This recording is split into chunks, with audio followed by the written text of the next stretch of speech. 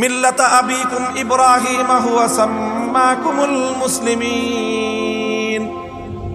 ইসলাম ধর্মের ধর্মপিতা ইব্রাহিম আলাইহিস সালাম সম্পর্কে আল্লাহর কোরআন বলেছে, ইন্না ইব্রাহিম লাআওয়াহুন হালিম।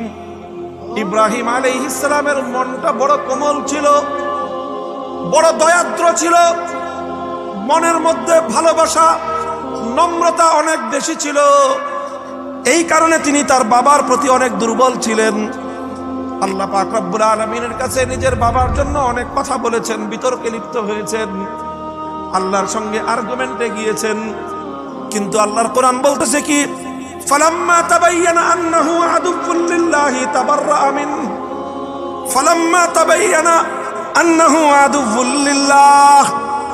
যেই মুহূর্তে ইব্রাহিম আলাইহিস সালাতু ওয়াস সালামের সামনে এই কথা প্রমাণ হয়ে গেল যে তিনি আমার বাবা হলে কি হবে, তিনি হলেন আল্লাহর দুশমন, ইব্রাহিম আলাইহিস সালাম সঙ্গে সঙ্গে নিজের অবস্থান পরিষ্কার করে দিলেন।